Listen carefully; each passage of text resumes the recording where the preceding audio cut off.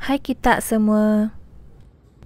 Kali ni saya share resepi kek marble red velvet Nutella.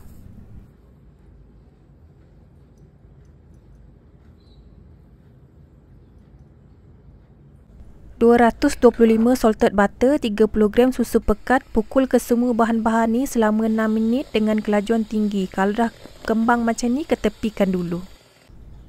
250 gram tepung naik sendiri, 180 gram gula kasta, 5 biji telur grade A, 60 gram susu full cream, 1 sudu besar Ovalet, 1 sudu teh asin vanila, 1 sudu besar red velvet Il Malco. Pukul ke semua bahan-bahan ni dengan kelajuan tinggi selama 9 minit. Kemudian campurkan dengan adunan butter yang kita buat di awal video tadi. Sebatikan saya guna speed yang paling slow sekali. Cukup untuk sebatikan saja.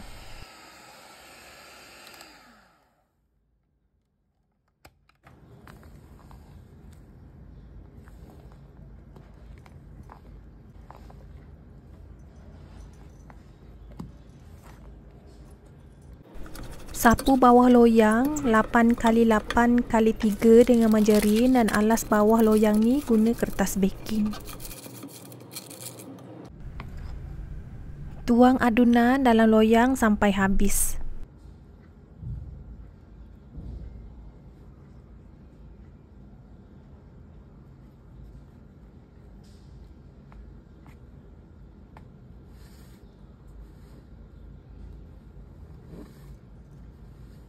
Ratakan permukaan kek bagi kemas.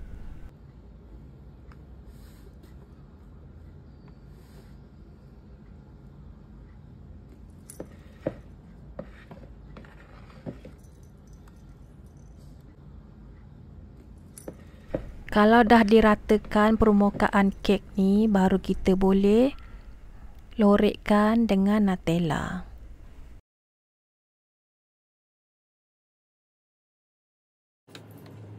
Saya bakar kek ni selama 70 minit dengan suhu 140 darjah Celsius.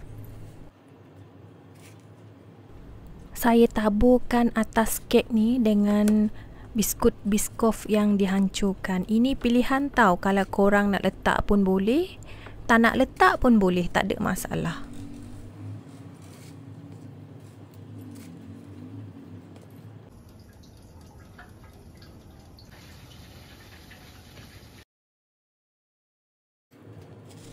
Kek ni dah masak, keluar je daripada oven, terus sisip keliling loyang tau. Lepas tu keluarkan kek daripada loyang. Jangan biarkan kek menyejuk dalam loyang tau, nanti kek akan mendap.